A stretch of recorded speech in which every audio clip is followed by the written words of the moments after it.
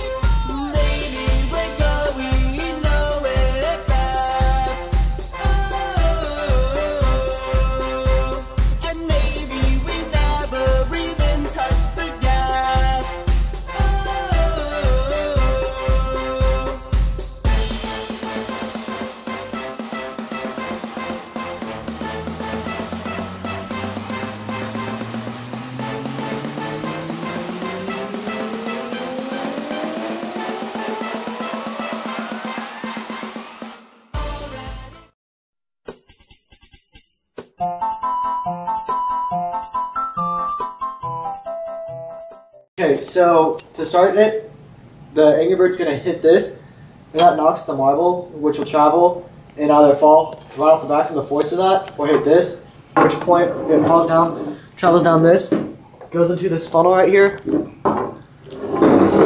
comes, hits the switch right here, and which hits it fast enough to where it turns it like that, and turning that on starts this little train. Train just choo all the way down. Goes over here. Eventually, train gets to the end. It has enough built-up momentum that when it hits this, it knocks it out. Knocks the stick into a notch here. At which point, it's freely exposed to the full force of the bowling ball. Knocks it back. Knocks back. Lifts it up. Bowling ball slides down. So bowling ball slides down, pulling the string right here.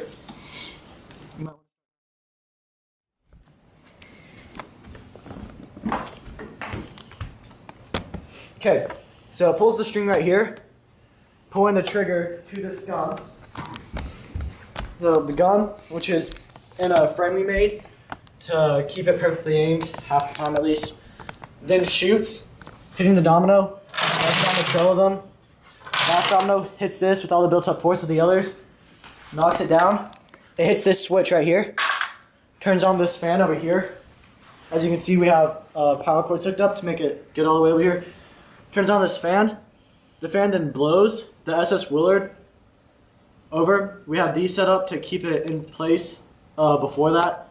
So this pushes it with enough force that goes here, hits all the dice from the sudden stop, fall down just like our seatbelt problem shows, as when an object has momentum. If another object is in it and not secured, the sudden stop causes the object in it to keep the momentum of the object it was in, so the dice keep going even though the boat has stopped.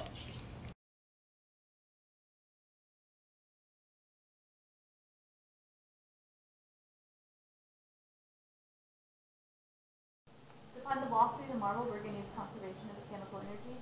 At point 2, we're going to say we're at 0 meters, and at point 1, we'll then be at 0.3 meters. So the mechanical energy of point 1 equals the chemical energy of point 2. So KE of 1 plus PE of 1 equals KE of 2 plus PE of 2. our masses will cancel out, so we'll be left with 1/2 velocity squared plus the acceleration due to gravity times the height, and 1/2 velocity squared plus the acceleration due to gravity times the height. Our velocity is 0 because we're at rest, and so that leaves negative 9.8 meters per second squared as our acceleration due to gravity times our height of 0.3 meters. And over here, our potential energy cancels out because our height is 0, so you're just left with 1/2 velocity squared. So negative 9.8 meters per second squared times 0.3 meters is negative 2.94 meters squared over second squared. And then we'll divide by 0.5 and you get negative 5.88 meters squared over second squared. And square root that out, so you get the velocity of the marble at the bottom is negative 2.4 meters per second. Alright, I'm going to explain how the SS Willard floats. There's 3 forces: force of weight, the force of the cargo, and the force of buoyancy. How it works is we plug it into the formula. The force of buoyancy equals the density of a liquid times the volume of a liquid displaced times the gravity, force of gravity. Plugging in these variables, we see that 930 grams is safe for the boat, but we know that the dice are much less than this.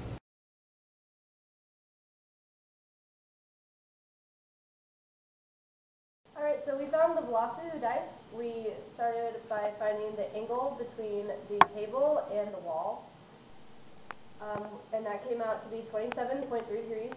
And then we calculated the displacement from the table to the floor as negative 1.6 meters. The initial velocity of the dice is 0. We're trying to find the final velocity. The acceleration is negative 9.8 meters per second squared, and we don't care about the time. And so we plugged it into the equation of velocity final squared equals v naught squared plus 2 times the acceleration times displacement.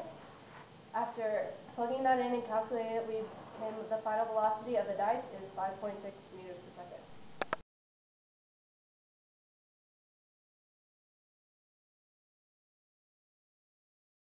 So here, we found the potential energy of the bowling ball, and we found potential energy by taking mass times the acceleration of gravity times the height of the bowling ball.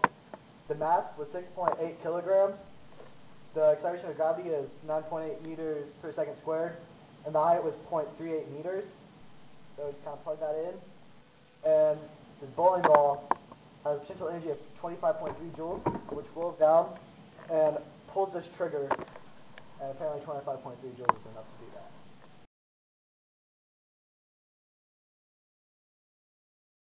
Alright, so we're just going to quickly run through the force felt by the dice and how it would have been different if they were wearing a seatbelt.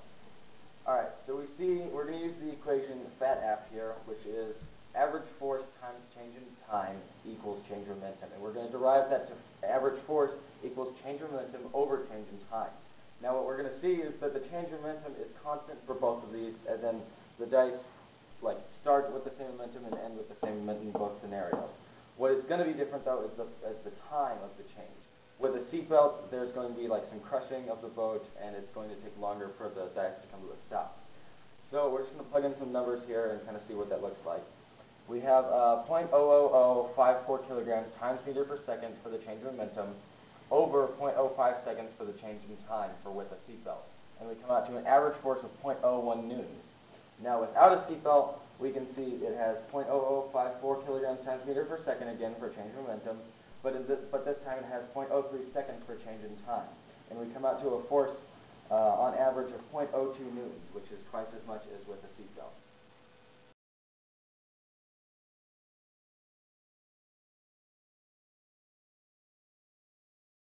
All right, Nate, it's your turn.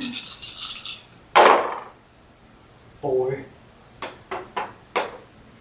All right, you're going down, Nate. Watch this. Except on Darth Maul. 2. Jedi. Oh, in jail. Look at that. In jail. Whatever. Pretty heat. Wait a minute. Wait. Oh, maybe it's Alex's turn. Alex. Alex, it's your turn. Oh, alright.